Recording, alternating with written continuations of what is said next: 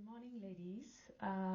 This is Navi Sparkle. I am the dating and relationship coach who's been asking you in the groups that, oh, what are your challenges in dating? I have a program already, and that was made a year and a half ago, and I thought of just updating that. Before I continue, I would like to say that I'm not here to change anybody's perspective. I respect your opinion and you are entitled to have your opinion. I just wanted to come in and share my story. So I came to this country in 2016 with my ex-husband.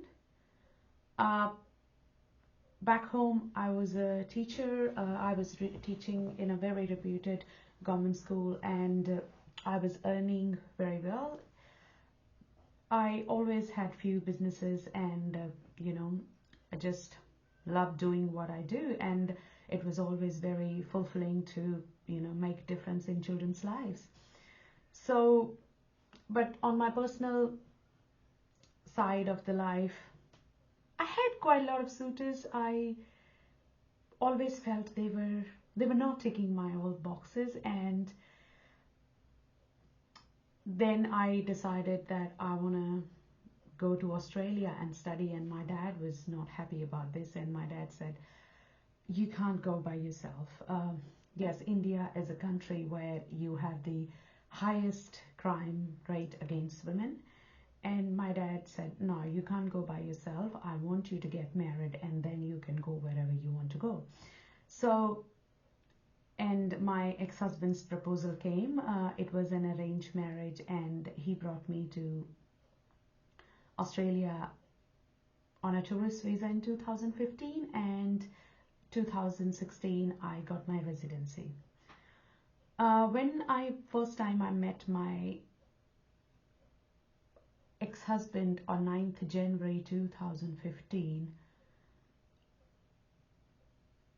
I knew that there was something that was not right. And we got engaged on the 12th January 2015, and we got married on 13th January 2015, and I landed here on 14th June 2015, and it was very hard.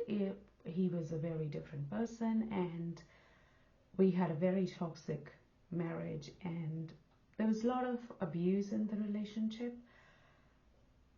I was like totally heartbroken that I was away from my family. I didn't know anybody, and I didn't even know how to approach this and what to do. I went back in 2015, came back in 2016 after I got my residency, and the relationship was same. There was a lot of abuse, and it was very toxic. And I called my mom and I said, my marriage is failing. And she said, like, most Indian mothers, she said, oh, have a child. He will change. And because I didn't have any experience in relationship, so I just thought, oh, maybe it will fix the marriage, and he will love me, and he will respect me, he will value me. And so I had my son Jeev, who is 7 years old. And nothing changed. The marriage even became more toxic and even more abusive. And because now I was, in my cultural terms, I was bound because I was a mother. I held on, and in 2017, on 12th December, he nearly killed me. And my younger sister, was getting married back home in India, and I went to the police station. I reported him, and 3 days back, because there was a lot of pressure was built on me by my family and by his family that if I don't take this police complaint back, they will disturb my sister's marriage, and I didn't want that. I was very scared. Okay, then I took him back. Meanwhile, he used to throw my stuff outside, and I just went into this mode that I wanted to buy a house, and I bought a house, and on my own. He said he doesn't have anything to contribute. Uh, he clearly told me, if you want to buy a house, you can buy, but I wouldn't be part of this, and which I felt okay. Uh, I moved into my property in Kenningville on 16th of November 2018, and there was something again happened, and I took in a restraining order, and I feel like my life was crashing. I was not able to focus on my work, and it was a very high pressure job with a boss who was not very supportive. In 2019, I had a panic attack, and I was admitted in mental health unit in Armadale. And I think that time I realized that it was time for me to make a decision. So 16th July 2019, I left my husband. And all women who have been abused or who have been in a position where a man hurt them, I hear you, and I'm totally with you. Then after 2019, my transformation journey started. 31st July 2019, I went to the gym, and also, I went to the library in August. I found this book, Men Are From Mars and Women Are From Venus. I don't even remember the exact title, but I think the writer is John Gray. And that hit me quite hard, that I figured out that how, men and women were different. And then I read more books, I worked with different coaches, and I started dating again.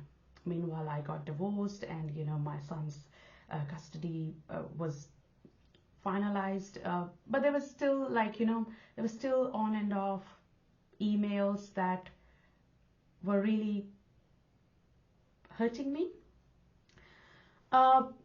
So I met my now husband in 2021. We dated for nearly 19 months before we got engaged, because this is what I wanted, and I believe in marriage. I love being married, and I'm happy, very happy being married.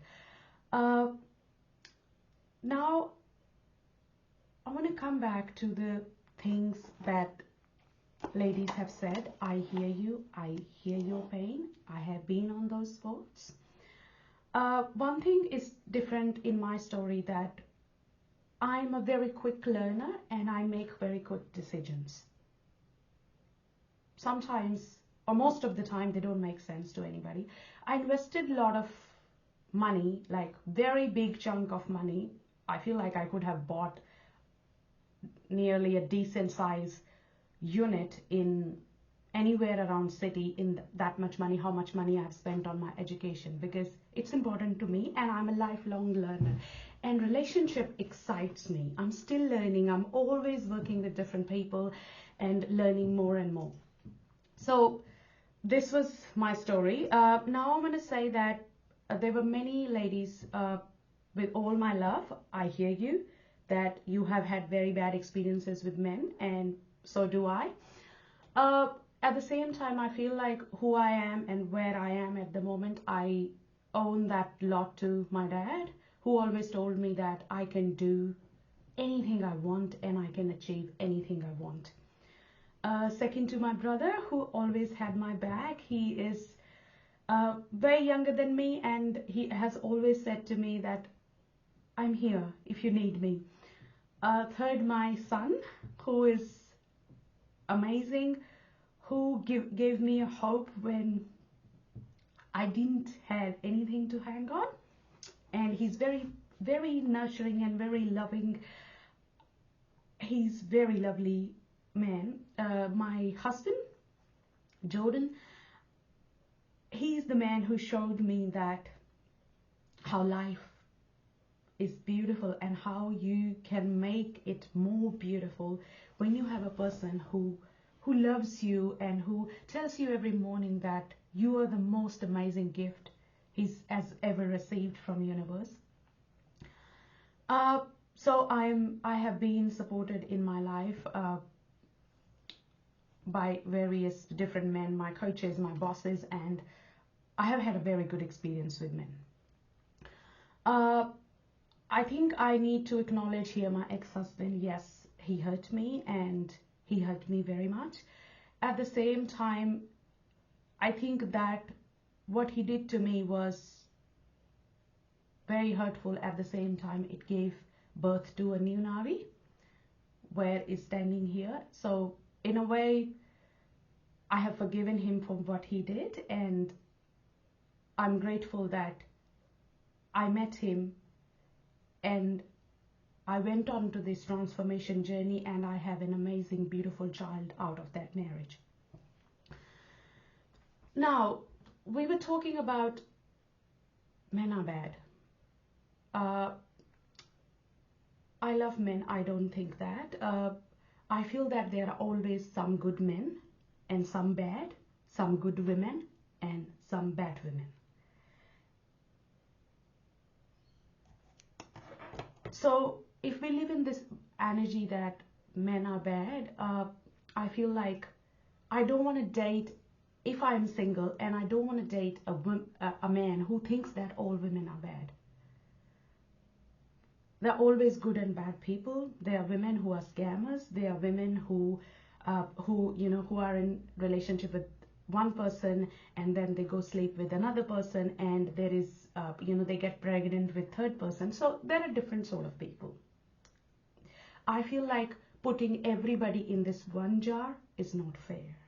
If somebody tells me that, oh, all women are same, no, we are not same. We're very different, and we are the product of our life experiences and the decisions we have made in our life. Somebody else said that men, they are fear of commitment, and they also they're not emotionally available. Yes, there are some men who are not emotionally available. My husband is very emotionally available, and before I met my husband and we got engaged, I have dated some amazing people, some amazing men, which like sometimes I didn't feel that that connection was growing, or sometimes they felt that that connection was growing, and they stopped contacting or I stopped contacting them. I did not take it anything personally, because I understood that I don't owe them anything and they don't owe me anything, because I was keeping my options open and I wanted the best men to put a ring on my finger, and so they do, and I don't have any grudges against that. I understand. I just don't take it personally. Because if you want the best men to win, they also want to put a ring on the finger of a woman who they feel is best according to them. What if everybody has a version of best partner of their own? It's very different than mine. Your different would be, your best would be very different than mine. Okay. There is a very important thing, that men and women are very different. Men do not fall in love with very quickly. Women fall in love very quickly. Women release oxytocin when they have sex, and that is a chemical released in the brain that bonds you with the person. Okay? Whereas sex for men is sex. They don't put too much meaning into it. They are sort of person that, okay, they can sleep one day with this person, some men, not everybody, and go sleep with another person. And I feel women also have that capability. Women also love sex. I love sex. And there is no judgment to that. You are adult, you can make your own decision. And all throughout my dating, I have never been asked to do something which I didn't want to do. Nobody asked me. I did not sleep with my now husband for until we were engaged, and even after engagement, we, because we were building something solid and nobody was in rush. Uh, and yes, there was, my husband thought I was very hot when we were dating, and he still thinks that, and he wanted to be more intimate with me, and I just said, I love you and I like you. At the same time, I don't want to be in a physical relationship with you unless you have a plan with me, and I know that you are here for a long term, and I think he respected that. Uh, there is another thing. I feel that while I was dating, I learned that how to deselect people. Uh, I deselected men who were not ready to court me. I always told them straight away that I'm a woman who likes to be courted and who like to be pursued. And if somebody didn't call me, I forgot about them. If somebody didn't invite me on a date, I forgot about them. I didn't take it personally. I swiped every day for 15 minutes, even after being a single mother. And, I went on at least 2 dates, 3 dates a week. Sometimes when I was off and I was not working, I went on different sort of dates, and I took my own time to get to know people. I told them that I was keeping my options open until I feel that somebody's ready to put a ring on my finger. And I know that there were some people who got offended, and I just did not go on any more dates with them. So ladies, you have a lot of power here. If you don't like something, you can say that. And if that person doesn't stop, it means he needs to be reported. Fortunately, I did not have any such experience in dating. What my work is based on, it's very much based on, masculine and feminine dynamic, where I'm a feminine partner which just has to be present. I'm just present in relationship. I receive gracefully. I appreciate what my husband does, and even when I was dating, I appreciated people who took me on nice dates, who brought me gifts. And I always have felt a connection with masculine men who are giver, who are ready to do heavy lifting. And if I met some men who were not taking initiative, I just forgot about them. Yes, I'm a Capricorn. I'm very practical and I'm a very good learner. Whatever work I do, I follow it with my heart. Now I know that with online dating, it's challenging. People are dating multiple people at the same time, and I feel that that's fair. I know that sometimes people feel it is hard to do because they feel that they are attached to that person. I feel that time you're falling for chemistry. Love grows over time. With my own experience, I feel that it took me 6 months to actually see that my husband, that time my date, was handsome, because somebody pointed out to me, because I was so focused to see his character, how he spoke, how he reacted when I shared my struggles, how he handled when I said no to certain things. I said no to be his girlfriend. I was never his girlfriend. So, and I also see that, yes, there were times when there was pin drop silence. I never broke that silence because I was really sure that what I wanted in my life. There is so much more to this work, and especially I feel like sometimes, even my clients say, oh, why should I do the work? Actually, you're not doing that for a man. Whatever work I've done on myself, it helped me to become a better manifester, to become a better lover, to become a better mother, to become a better daughter, a better coach. It has nothing to do with my husband. I have this all awareness. It makes me a better human being. It has nothing to do with him. And whatever I do it for me because it brings me joy. And also, like, I was able to say no, I was able to speak truth because I believed in myself. Yes, that a muscle I build over time, and I'm still building that. I'm not perfect. My husband is not perfect. Our relationship, we are very happy, but it's not perfect. There is no perfect man on this planet. There is no perfect woman on this planet. Ladies, thank you for watching this video and thank you for hearing me out. I love you, and my experience in life has taught me that you can have different opinion and you can still love each other. We can still be sisters. We can still be business partners. We can still, hang out. So thank you so much, and I would love to hear from you. If you have anything to say, please do. Thank you. Bye.